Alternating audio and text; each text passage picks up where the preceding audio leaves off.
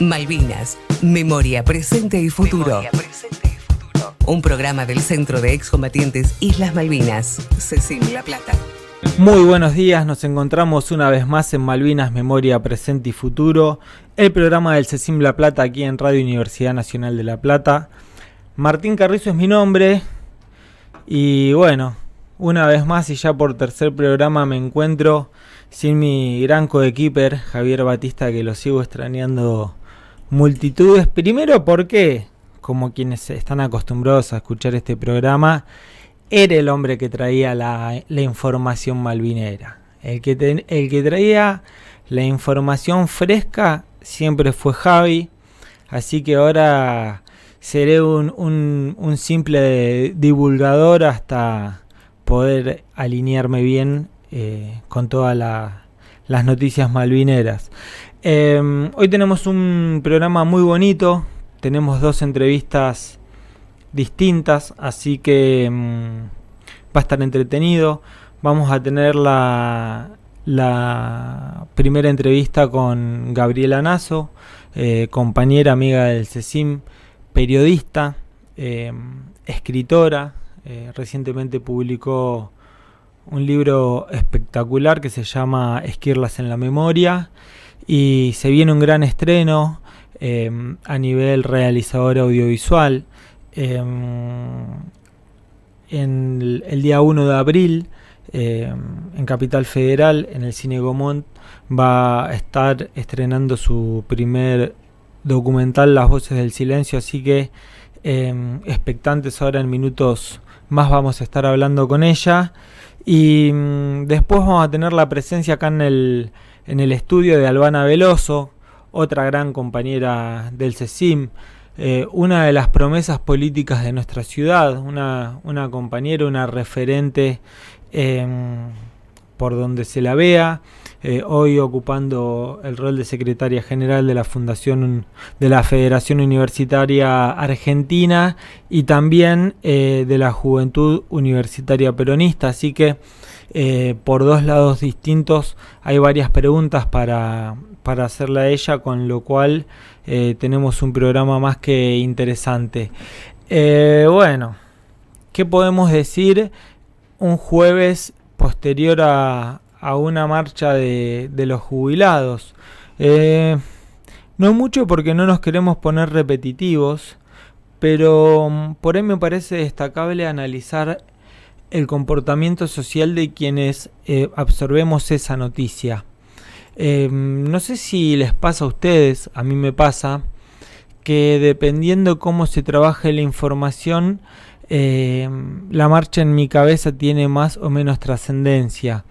Y no es para perder de vista, porque hace unas semanas estábamos movilizando todos con los jubilados, estaban los equipos de fútbol, o sea, las agrupaciones que conforman los socios de los equipos de fútbol,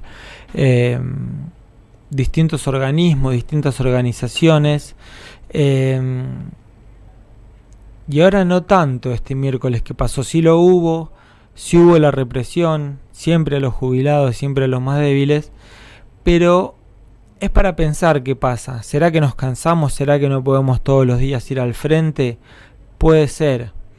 Pero a mí me llama la atención el termómetro social, y lo que más hago es preguntarme quién lo maneja, quién establece ese amperaje, quién establece ese ecualizador de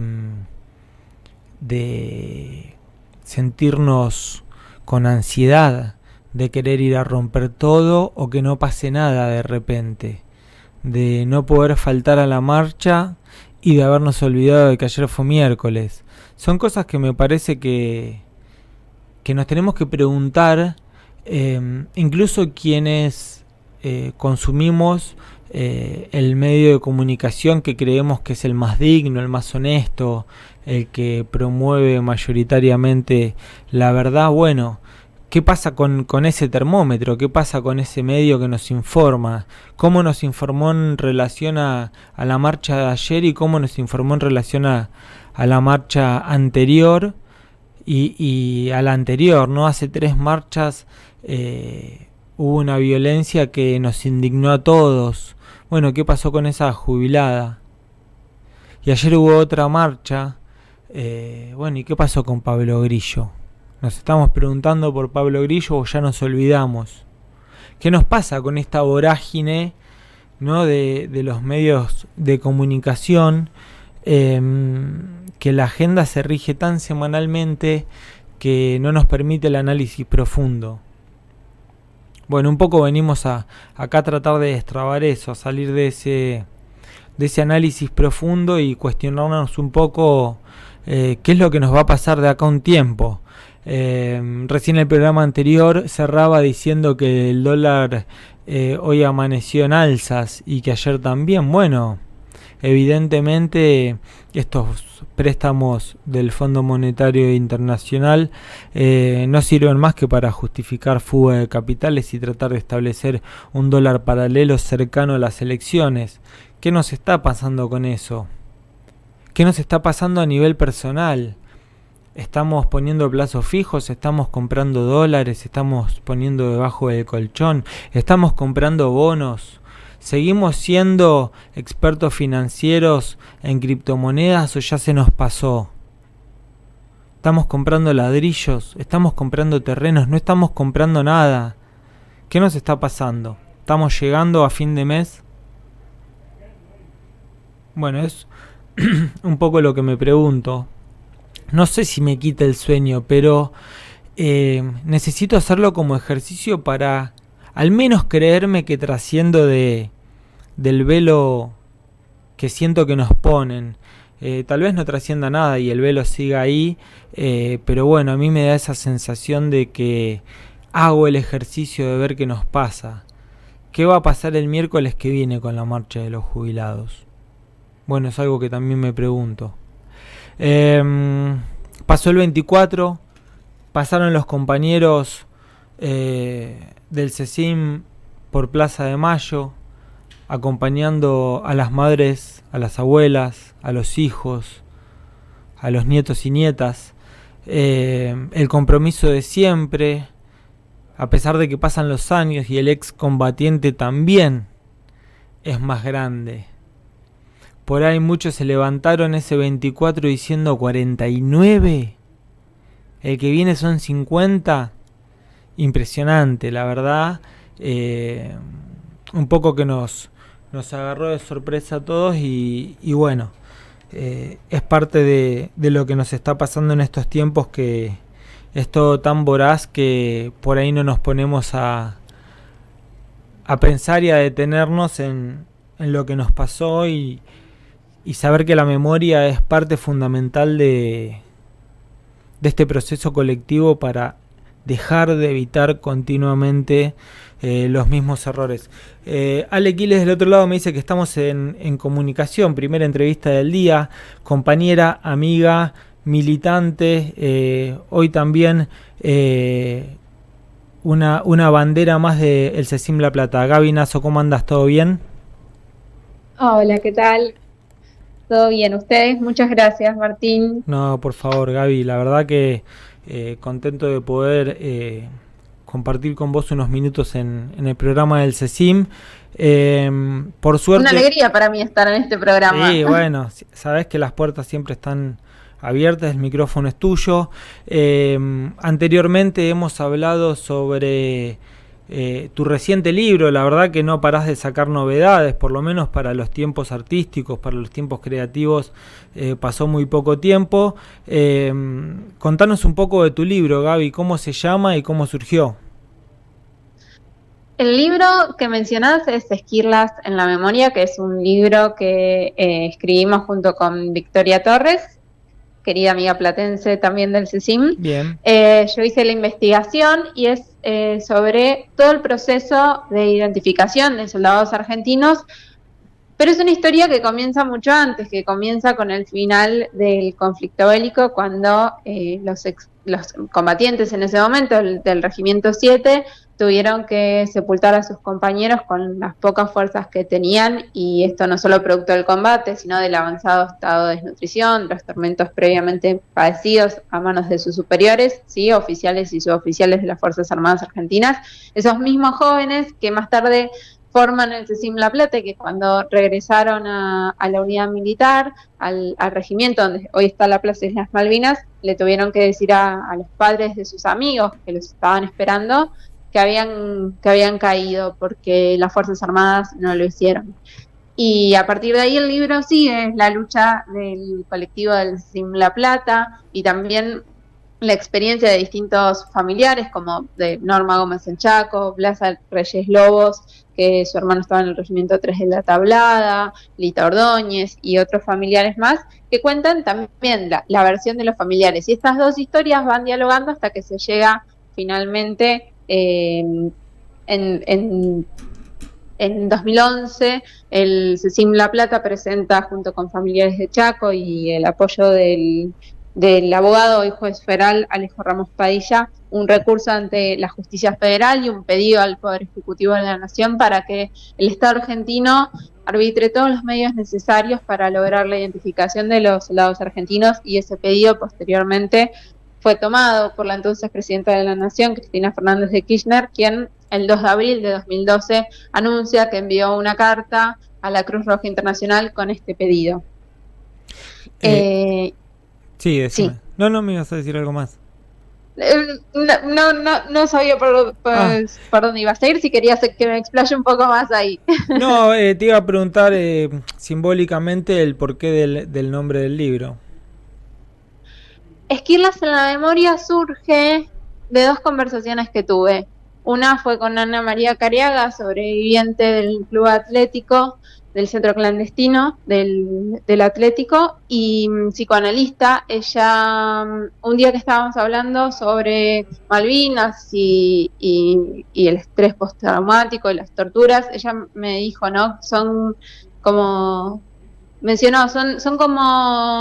esquirlas incrustadas en el aparato psíquico, ¿no? Todo lo no dicho, las deudas pendientes, como eso que está ahí. Y cuando yo hice la investigación para el libro, entrevisté a Luis Aparicio, excombatiente del CECIM, y él me hablaba de esos compañeros que había enterrado y que cuando no sabía dónde estaban, si seguían en los campos de batalla donde ellos los habían dejado, o si verdaderamente los habían llevado al cementerio de Darwin, me decía, son como estacas que tengo clavadas cada uno en el pecho. Entonces ahí a mí se me armó algo entre, bueno, son esas esquirlas, ¿no? Que llevan en la memoria los excombatientes y que llevamos también el conjunto de la sociedad argentina. Totalmente.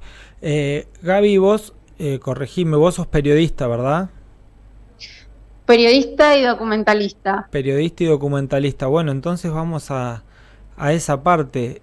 ¿Es tu primer documental el que se viene? Sí, Las Voces del Silencio, que se estrena el 1 de abril a las 19:30 horas en el Cine Gaumont. Es mi primera experiencia audiovisual. Yo hice la investigación, guión y la dirección del docu. El docu, nosotros veníamos del libro que, si bien hablamos en Malvinas en perspectiva de derechos humanos, mencionamos las torturas, el libro sigue el relato de todo lo que fue el proceso y la lucha, ¿no? Por lograr ese proceso de identificación. Bueno, la película se mete de lleno con la lucha por lograr que se juzgue a los militares, la lucha de un grupo de excombatientes, del CECIM, de Chaco, de Corrientes, de distintos lugares del país, que luchan para que se juzgue a los militares argentinos que los torturaron durante la guerra, y en ese camino tienen que, primero, deconstruir el relato de Malvinas, la gesta heroica, y a su vez enfrentar las trabas del sistema judicial argentino. Porque recordemos que hay una causa judicial iniciada en 2007 en la Justicia Federal en Río Grande, en Tierra del Fuego, y a más de 18 años todavía no ha sido, del inicio de esa causa, todavía no ha sido elevada a juicio. Hay incidentes en la Corte Suprema de Justicia, uno de los incidentes llegó a la Comisión Interamericana de Derechos Humanos, y todavía los excombatientes de Malvinas siguen sin tener justicia. Uh-huh. ¿Cómo surgió el hecho de, decir, arranco el guión y me mando, ¿por dónde arrancaste? ¿Cuál fue tu disparador? En realidad yo empecé haciendo notas gráficas. Todo empezó con una nota a fines de 2016 sobre el proceso de identificación y en ese entonces me contacté con Ernesto Alonso, secretario de Derechos Humanos del CECIM, y él me contó de la existencia de la causa por torturas. Lo cubrí periodísticamente, después hice una maestría en periodismo documental y dije, puede ser mi tema de tesis porque ya tengo mucho contacto, tengo fuentes y entonces empecé a ir activamente al CECIM y encontré un colectivo que tenía muchos valores con los que yo me identificaba y no me fui más. Vos, Martín, sos testigo de eso, sigo ahí hasta el día de hoy. Por suerte. Y en ese camino de hacer mi tesis de maestría, que era un mediometraje, dije, bueno, yo quiero hacer el largo, porque identifiqué que había un lugar de vacancia en cuanto a los relatos audiovisuales sobre la guerra de Malvinas. En general, hay una línea que es Malvinas, la gesta heroica, y otro que aborda el estrés postraumático de un conflicto bélico en la experiencia en general de los ex soldados conscriptos. Pero no había ninguno que se metiera de lleno con las torturas y la búsqueda de justicia. Sí había escenas aisladas, y esto desde Los chicos de la guerra hasta Iluminados por el fuego, donde vemos escenas de soldados estaqueados, pero la diferencia es que cuando se estrena Los chicos de la guerra no había una escucha social para identificar que eso que se estaba viendo, que era un soldado torturado y un compañero de él amenazado porque lo quería liberar, era tortura. Sí, en 2005, cuando el entonces subsecretario de Derechos Humanos de Corrientes, Pablo Basel, vio esa película, escuchó a los excombatientes decir que eso que a él lo horrorizaba se quedaba corto, entonces como funcionario público decidió investigar y 2 años después presentó 23 denuncias a la Justicia Federal de Río Grande. Entonces yo me encontré con este panorama y entendí que era necesario como un aporte también a la construcción de la memoria colectiva. Uh-huh. Sí, por supuesto. ¿Has hecho entrevistas personales a los excombatientes? Sí, y no solo a los excombatientes de La Plata. Digo, en el documental lo entrevisté a Hugo Robert, Ernesto Alonso, Miguel Anderfuld, pero también hablé con David Zambrino, que estuvo en el Batallón de Infantería de Marina número 5, a Silvio Katz, que estuvo en el Regimiento 3 de la Tablada, dan testimonio Antonio Orellana, que estuvo en el Regimiento de Mercedes, Gerardo Vega, que estuvo en el Regimiento 7. Hay varios excombatientes que entrevisté de distintas unidades militares, y eso muestra también que la tortura no fue un hecho aislado, que no sucedió solo en una unidad militar, producto de un oficial o un suboficial loco, no, sino que tenía que ver con la formación de esas Fuerzas Armadas, que eran las Fuerzas Armadas de la dictadura. Por eso también, bueno, yo vengo desde el audiovisual a discutir algo que él viene discutiendo, que es Malvinas no fue una gesta, partiendo de que no hay gesta en dictadura, porque acá una dictadura debilitada recurrió a Malvinas para perpetuarse en el poder e implementó los mismos métodos con los soldados conscriptos que con los detenidos desaparecidos en los centros clandestinos del continente, solo que adaptado a la materialidad de las islas. Uh-huh, clarísimo. En los testimonios que pudiste ir recopilando, ¿está claro la visión del excombatiente en relación a la tortura o se fue descubriendo algo en ese proceso? ¿Claro en qué sentido? Claro, todos sabían si fueron torturados o no, todos te contaron una historia o fue saliendo algo ahí. Bueno, algo muy interesante que surgió en el docu es los tiempos de cada víctima, ¿no? Porque quien padeció tortura efectivamente fue una víctima de esa tortura, de ese estado genocida. Los tiempos de las víctimas son distintos, así como algunos integrantes del CECIM empezaron a denunciar, ni bien los llevaron a Campo de Mayo y llenaron las actas de recepción, otros más adelante cuando empezaron a agruparse. David Zambrino, que estaba en un congreso que hacen en el 83, él cuenta que ya ahí pedían que se juzgue por los malos tratos, no sabían nombrarlo tortura porque no tenían los elementos para reconocerlo como tal. pero hay también que pensar que hubo una naturalización de la violencia durante el servicio militar obligatorio, entonces a muchos excombatientes les cuesta ver eso que naturalizaron, que era que te bailen, que te peguen, que te estaquen, les cuesta verlo como tortura, porque estaba naturalizado. La sociedad argentina había naturalizado que los varones tenían que hacer la conscripción para hacerse hombres, que tenían que pasar por ese padecimiento. Clarísimo. Entonces, cuesta. Y no solo cuesta por esto, cuesta también porque la inteligencia de las Fuerzas Armadas buscó que oficiales y suboficiales se metieran en los centros de excombatientes. Entonces, esto lo han dicho algunos de mis entrevistados. Bueno, cuando empecé a hablar, ¿no? Cuando finalmente pude empezar a hablar, cuando ya había una escucha social, ¿no? Cuando se empezaban a juzgar los crímenes de lesa humanidad en el continente y empiezo a hablar, de repente alguien que estaba en el centro me decía, pero vos con eso estás mariconeando la causa. ¿No? Entonces, son distintos elementos que hicieron que fuese muy difícil para los excombatientes poner en palabras. Y más si esto es una experiencia de haber ido a Chaco y hablar con personas que no tuvieron las mismas oportunidades de alguien que, por ejemplo, estuvo en La Plata o en Capital y tuvo una familia que lo contuvo, una universidad, una comunidad que le dio abrigo, sino personas que venían de familias numerosas, donde de repente la madre le dijo, yo no te puedo mantener más, y empezaron a ir a trabajar al campo, y que estaban acostumbrados a la carencia de alimentos, a la carencia de recursos, a que el patrón les dé y les pegue. Entonces, si su cotidianidad era la violencia, y la violencia siguió en la conscripción y siguió durante la Guerra de Malvinas, era muy difícil reconocer esa violencia y por ende reconocerse como víctima. Totalmente. ¿Dónde estuviste rodando este documental?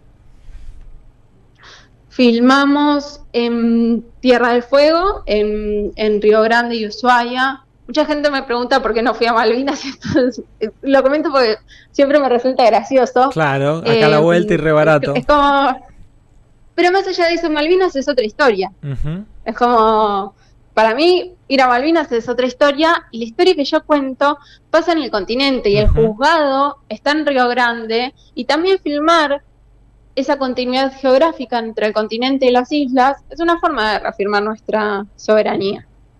Totalmente. Se van a encontrar en la película con paisajes que son paisajes fueguinos, que evocan la geografía de Malvinas, pero que están en el continente. Entonces también es un ejercicio empezar a tener esos recursos, a trabajarlos, a entender que hay una continuidad entre el continente y las islas. Y también fuimos rodamos en Capital, en La Plata, pero nos fuimos a Chaco y Corrientes para mostrar ese contraste, ¿no? Ese contraste de clima, de pibes de Chaco y Corrientes que los llevaron a las Islas Malvinas, donde hacían grados bajo cero. Uh-huh. Sí, totalmente. Y la realidad de cada cultura, de cada región, por supuesto. Sí. Gaby, ¿cuánto dura la pieza documental? El documental dura 87 minutos, es apto para mayores de 13 años, y nuestra idea, ahora una vez finalizado el circuito de salas, es llevarlo a espacios culturales, a universidades, a colegios, que sea una herramienta más para hacerse preguntas, ¿no? Para poder empezar a pensar Malvinas en perspectiva de derechos humanos.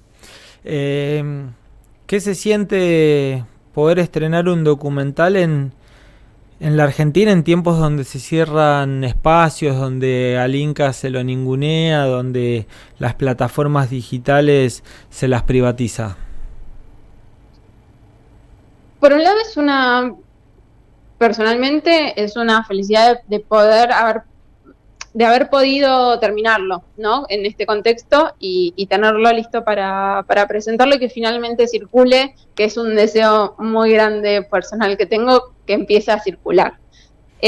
Por otro lado, es muy complejo, porque nosotros no tenemos apoyo del instituto para la distribución, para la exhibición, entonces es una película independiente, que el apoyo que tuvo fue una vía digital o una quinta vía y un apoyo del Instituto de Cultura de la provincia de Buenos Aires, pero fue hecho con mucha dedicación, mucho esfuerzo, mucho pulmón, muchas horas.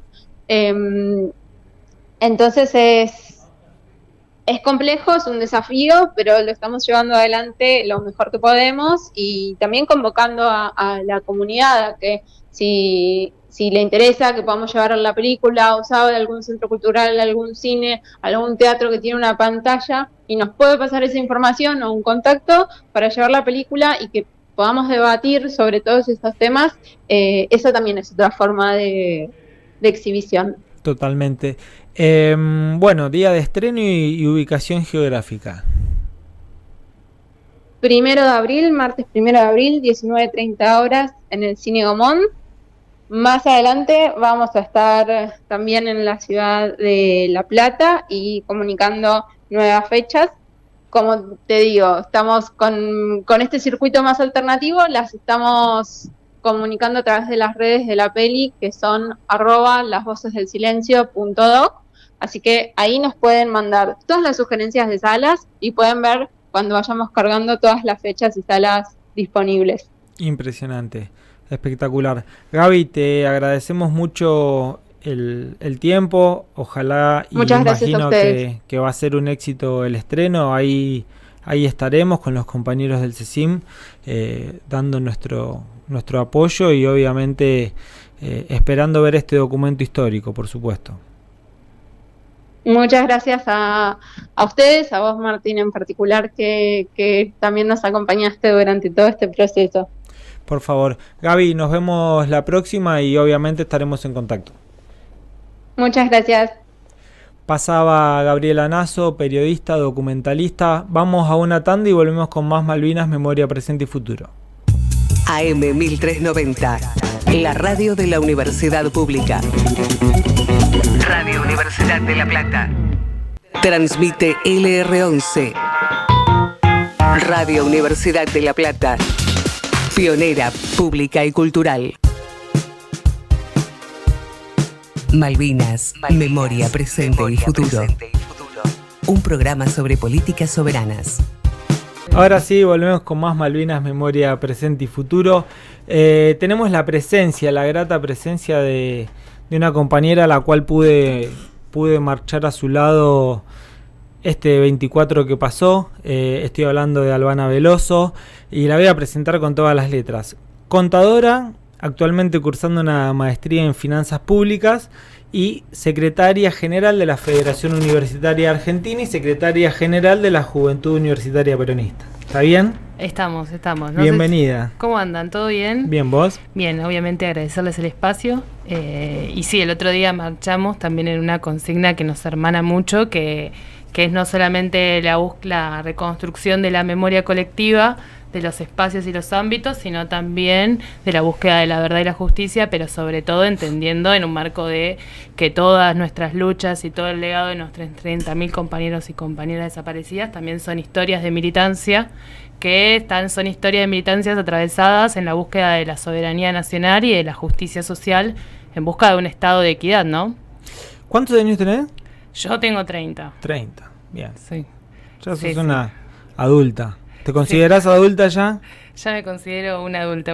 A mí a los 30 me costó, fue un cachetazo. Cuesta un poco. Ya soy adulto.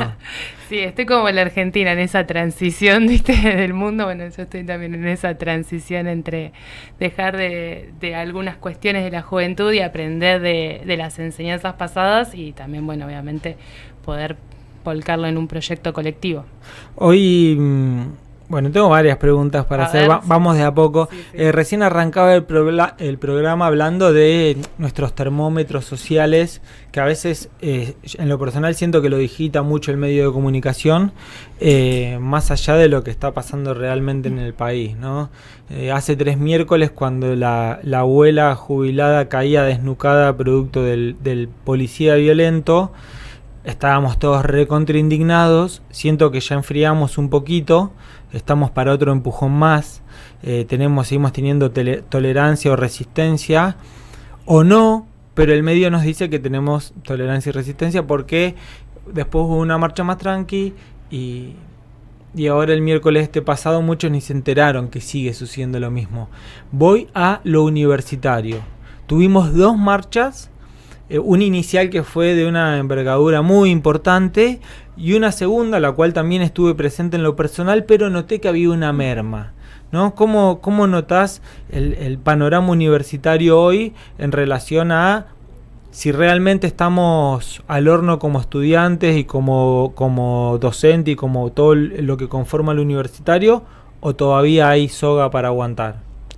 Me parece que sumado a las 2 cosas que dijiste, la marcha de los jubilados y la marcha de los universitarios, me parece que surge un paralelismo muy interesante que hay para analizar, que es el consenso social de nosotros como sociedad, qué es lo que nos parece importante que se tiene que financiar y que tiene que, por más que haya vaivenes políticos, vaivenes económicos, se tienen que garantizar, como es el derecho a la vejez y el derecho a la vejez digna, obviamente, porque por eso estamos peleando por jubilaciones dignas y de trabajos registrados y de trabajadores no registrados, que son otras condiciones que también surgen de nuestros mercados laborales, pero también estamos peleando por el derecho a estudiar, educarnos en cualquier instancia. Si bien yo represento a la juventud universitaria peronista, nosotros no tenemos que dejar de pensar que la universidad es un espacio y un ámbito de desarrollo intergeneracional, que no solamente tenemos que pensarlo desde la juventud, desde poder egresarnos de la educación obligatoria, sino que también hay muchas personas que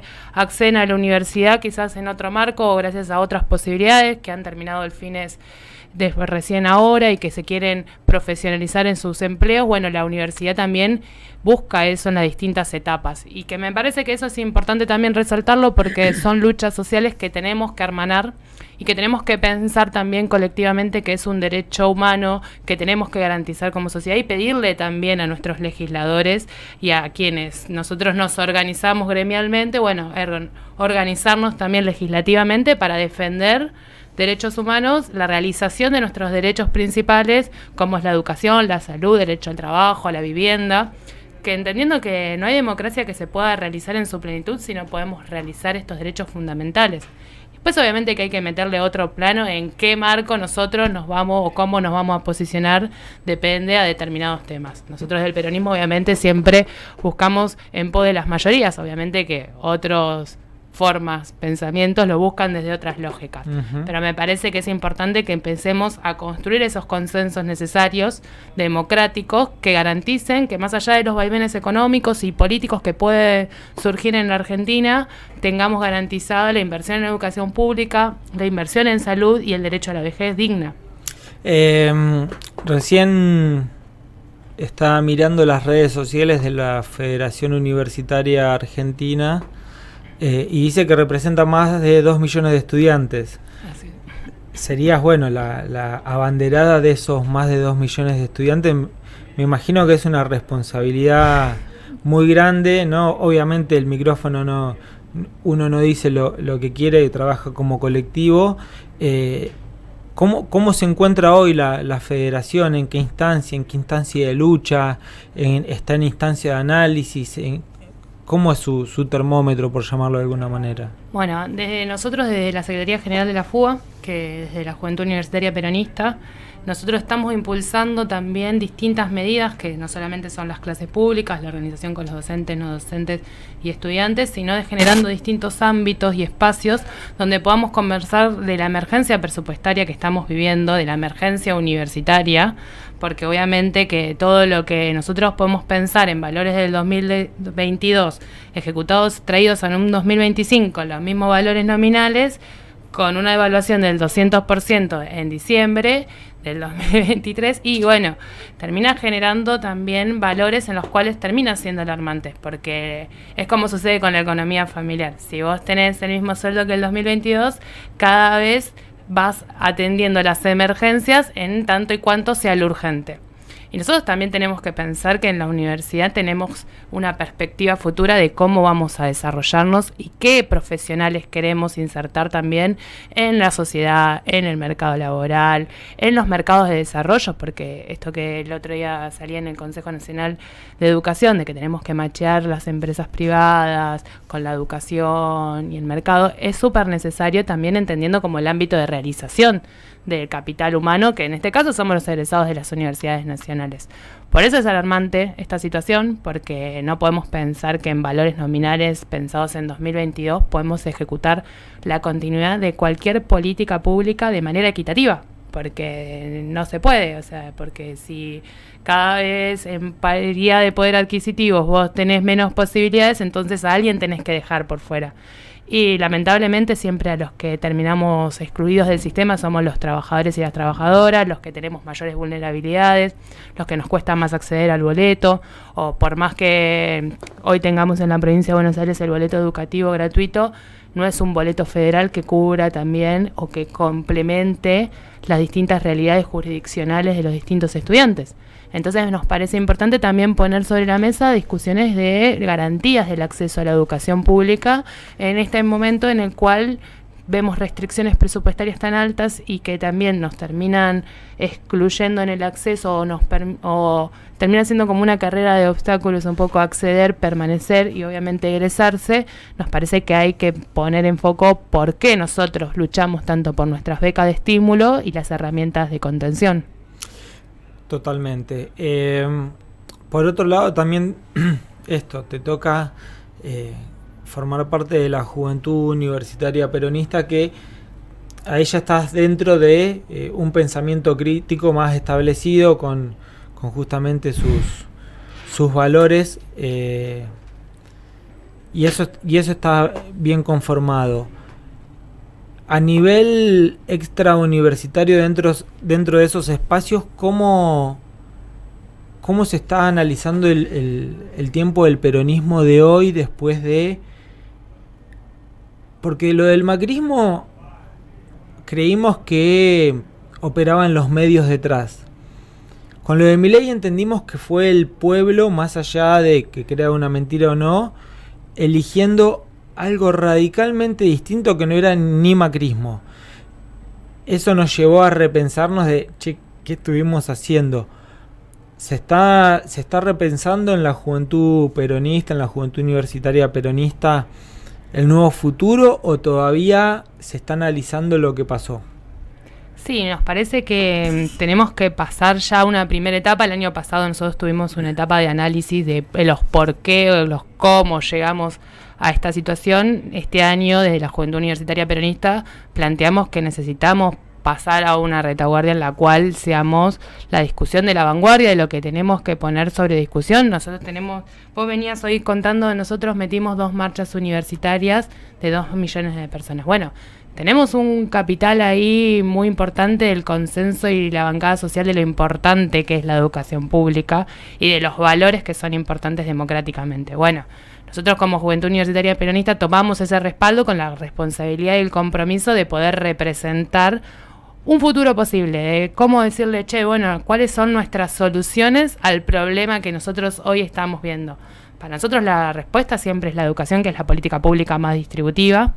Y en ese marco, obviamente, nos estamos organizando y nos parece que es importante también poner sobre discusión que las crisis de las democracias que estamos viviendo hoy en día, porque hoy el otro día Franco sale a decir que la democracia solamente tiene que limitarse a ir a ejercer el derecho al voto. Bueno, para nosotros eso no es una democracia. Una democracia, de hecho, esto que estábamos discutiendo hoy cuando arrancábamos del presupuesto pensado en 2022, bueno, ahí nos muestra la vulnerabilidad de nuestra democracia, porque si nosotros no podemos pensar en un ámbito legislativo, que podemos discutir cuál es el plan de gestión, cómo lo vamos a ejecutar, cómo se va a financiar, qué política va a desarrollar el gobierno y cómo se va a financiar, bueno, estamos en un momento en el cual nosotros tenemos que reforzar nuestros principios democráticos de manera participativa, es decir, que lo podamos hacer también de cara a que la sociedad participe en los proyectos que se generan y las políticas públicas también para generar más transparencia en los estados y en las políticas, que nos parece que es fundamental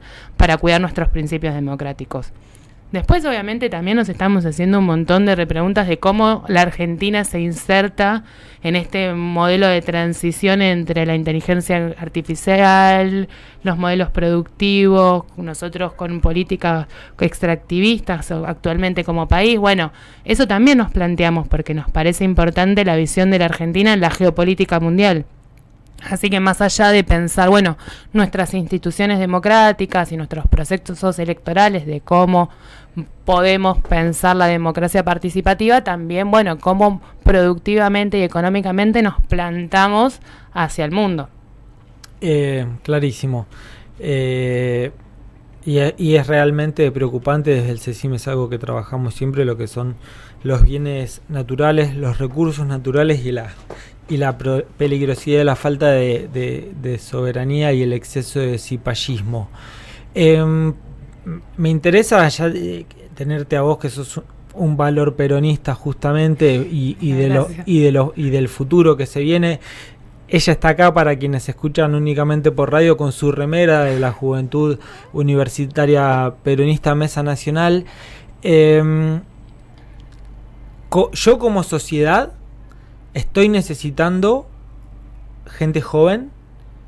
No sé si es que no la conozca porque siento que lo que hubo ya no va más, pero al menos, y no sé si un nuevo discurso, pero tal vez sí.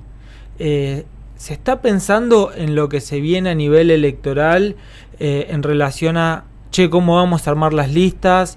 Seguimos con la pelea de Cristina Axel Moreno, Grabois, o de una vez por todas, para que no vuelva a pasar un Milei, nos plantamos y de las bases ponemos los candidatos. O no se puede, porque si no es con plata no se puede. Si no se puede responder, no se responde, pero yo creo que hay algo ahí. No, sí, siempre se puede responder. Me parece que el tema de los candidatos, la forma, los cómo, son importantes hacer las discusiones dentro del partido. Y me parece con los compañeros y las compañeras que tienen las responsabilidades también para eso. Me parece que ahí son los ámbitos donde nosotros tenemos que discutir cualquier diferencia que tengamos en el modelo, en la praxis y en las formas. Y que en estos tiempos lo importante es que podamos generar los ámbitos y los espacios para poder encontrarnos con los vecinos y las vecinas, con nuestros estudiantes, con nuestros compañeros, para poder encontrar las respuestas a las soluciones, a los problemas que tiene la sociedad. Y que nosotros entendemos que esas respuestas las tenemos en el peronismo. Porque si nosotros nos seguimos peleando a ver quién le cae mejor a este u otro, nosotros en vez de hacer política hacemos comunicación política de lo que queremos plasmar. Y en realidad nosotros hacemos política para cambiarle la realidad a nuestros vecinos y nuestras vecinas, a las injusticias que vemos y que nos quiebra el corazón, y que si pensamos una propuesta mejor, más participativa y obviamente con justicia social. Entonces estamos un poco en esa, bueno, no sabemos, todos tenemos, no sabemos, no tenemos un líder así plasmado, decir, bueno, tenemos este horizonte, pero sí nos parece que es importante empezar a juntarnos, a charlar, a encontrar los espacios, los ámbitos, y que siempre para otro militante es mejor otro militante, y que tenemos que encontrarnos en eso, que la fuerza de la militancia y del quehacer está ahí. Y que las soluciones también están en eso, en que poder encontrarlas colectivamente. No hay una persona que tenga la respuesta. Pregunto más a fondo. Dime. Pero porque entiendo que justamente al ser la referente que sos, y a entender el peronismo por afano mucho más que yo, justamente me podés desasnar, porque creo que algo que lo que me está pasando a mí con la pregunta que te voy a hacer, nos pasa a muchos que queremos votar al peronismo en las próximas elecciones, pero estamos cansados de que en las listas, por ejemplo, esté Pichetto, ¿no? Que fue candidato a vicepresidente del MAL.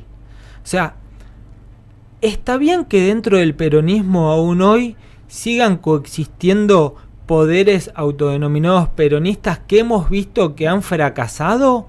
Esa es la lucha que hay que dar dentro a puertas cerradas y después gobernar, o en algún momento vamos a dejar eso, o no, es inevitable.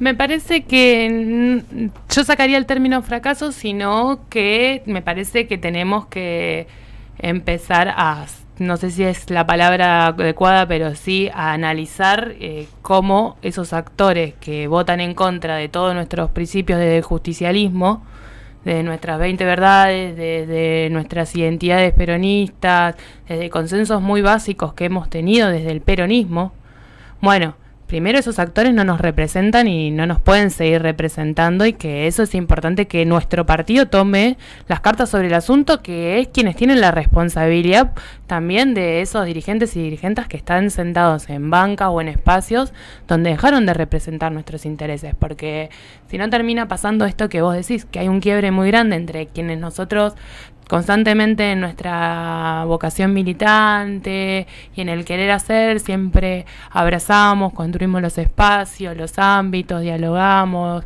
construimos los proyectos, caminamos. Bueno, después encontramos que terminan llegando a la lista determinados compañeros o compañeras en los cuales tenemos bastante disentimiento, o que se plantean cuestiones que quizás no las tenemos discutidas internamente. Entonces me parece que por eso es importante generar esos espacios dentro del partido, porque tenemos que discutir internamente qué hacer con los recursos naturales. Claro. Che, por ejemplo, hay peronistas que plantean que el extractivismo está bien y que por eso también bancan tanto el extractivismo en Salta del litio, o también lo mismo termina pasando en otras provincias, donde por el proceso extractivista de los recursos naturales piensan que esa jurisdicción económicamente, por el mal término llamado de regalías, se salvan fiscalmente, para poder desarrollarse. Bueno, nosotros no podemos pensar hechos aislados. Tenemos que pensarlo de una manera federal. Y el único ámbito más federal que yo conozco de participación es el partido. Lo que sí hay que exigirle es que el partido justicialista nos represente y que también tome las medidas al carta sobre el asunto.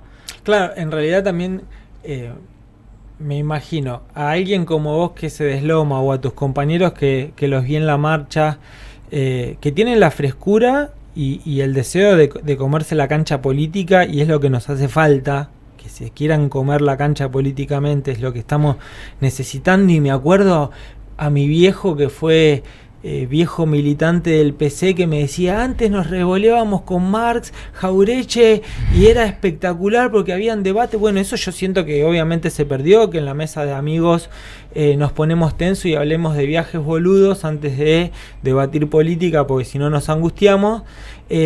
Pero ¿qué te pasa a vos cuando ves que loco, te dimos la banca en el peronismo y le estás votando a Milei las cosas? Digo, me quiero morir, igual que vos. No, pero pienso, definitivamente va a haber una pena desde el peronismo, y bueno, sigamos porque hay que avanzar. Yo creo que el peronismo siempre es optimista, y creo que realmente tiene que haber una pena, porque si no estamos condenados a repetir siempre las mismas fórmulas que nos trajeron hasta acá, porque parece que nosotros cuando hacemos una historicidad de las derechas, cómo van avanzando y demás, bueno, cada vez son más eficientes, cada vez vuelven en menos tiempo, los desastres son cada vez más intensos, porque hoy no solamente estamos en un desastre institucional, sino económico, de cara con un RIGI a 40 años. Entonces cada vez las democracias se ven más en una vulnerabilidad mucho mayor, con las derechas cada vez más efectivas. Por eso es importante también que los ámbitos de participación, y que pensemos las democracias más participativas, porque termina cortando un montón de canales de participación, la democracia burocratizada, para pensarlo de alguna manera, en distintas instituciones, que termina generando a veces entre la realidad del problema y la solución una distancia bastante grande. Bueno, necesitamos hacerlo más participativo, y que también se generen estos ámbitos donde también la sociedad nos pueda escuchar, porque me parece que hay algo de una fuerza militante mucho más grande que, nosotros estamos acostumbrados a que muchas veces venimos de un gobierno como el de Néstor Kirchner, que impulsó mucho a la juventud en las políticas, pero también es un proceso que también nos tienen que dar a conocer, nos tienen que dar los espacios, los lugares, para que también nos escuchen a ver qué es lo que pensamos y qué soluciones tenemos. De última nos podrán elegir o no, dirán, che, qué gilada que estás diciendo estos pibes. Pero bueno, por lo menos que se generen los espacios de participación y de reconocimiento también, para poder discutir ideas y formas, qué es lo que necesitamos, porque esto que decías vos de tener que ir a discusiones muy banales, nos termina pasando también hasta en las redes sociales mismas. O sea que no es todos nuestros ámbitos de participación social terminan generándose en discusiones tan banales que obviamente la derecha lo toma, porque agarra un eslogan vacío y nos empieza a meter cuestiones tan lindas y banales, pero que en realidad tiene un trasfondo político. Y ese trasfondo político lo terminan usando para quienes ellos representan, que en realidad son las minorías, pero esas minorías son las grandes concentraciones de poder. Y entonces me pregunto, vamos a un escenario de arcoíris y ollas de oro en las puntas. Ganamos, ¿sí? Ganamos. Ganamos con mayoría en las dos cámaras. Vamos a una hipótesis dulce de leche. Bien utópica. Bien utópica. ¿Tomamos el nivel drástico que toman ellos para destruir a la Argentina o para recuperarla? ¿O vamos a hacerlo con cautela para no hacer enojar al Círculo Rojo, a Mañeto? Digo, nos quedamos sin la ley de medios y capaz que era la llave. La 125 tal vez que era otra llave. Capaz que el gobierno de Alberto con Vicentina a tiempo tenía otro ritmo. Digo, ¿me entendés el punto? Sí, y que porque estos eso vienen y están aniquilando todo, te arman un Rigia y DNU y en la Argentina se gobierna igual. Digo, ¿por qué ellos pueden y nosotros no? Porque ellos son el capitalismo puro y duro y el peronismo no lo puede controlar. Hay que bancársela a lo que... En este dulce de leche... Sí, sí. Y que también la clave es que ellos están mucho más organizados, pareciera. Epa. Porque viste que ellos van a fondo y van a fondo y nunca frenan. Cuando decís ellos, no estamos hablando del movimiento de las bases. No, estamos hablando del gobierno nacional. Vos tenés un presidente que dice no me interesa la educación pública y agarra y la recorta y te saca un voucher para educación privada. Entonces vos no ves, metemos 2 millones, una movilización de 2 millones de argentinos y argentinas pidiendo más cuotas para presupuesto universitario, pero no solamente directamente para la universidad, sino también para todo lo que contiene la universidad. No les interesa. O sea, hicimos todo el consenso democrático, eso que decíamos nosotros, te decía recién, legislativo. Bueno, impulsamos una ley de financiamiento universitario. Listo, un decreto que no anula, no lo reglamentan. Bueno, me parece que ahí cuando vuelve y de vuelta tenemos legisladores que votan en contra una ley de financiamiento universitario, en la cual también es algo que la sociedad en su conjunto estaba peleando, hay un quiebre bastante grande. Entonces, no solamente pensar en la organización desde ese lado, desde lo legislativo, sino también, este gobierno no toma un freno. Entonces nosotros tenemos que estar mejor organizados, porque 2 millones de personas pidiendo presupuesto para la universidad para que salga una ley que representaba el 0,14 del PBI y que no les haya interesado. Y bueno, me parece que sí, meten a fondo con todo y no les importa nada. Y lo único que les importa son algunas cuestiones. Bueno, quizás lo que nosotros tenemos que analizar es por qué ellos pueden ir a fondo con una discusión tan grande.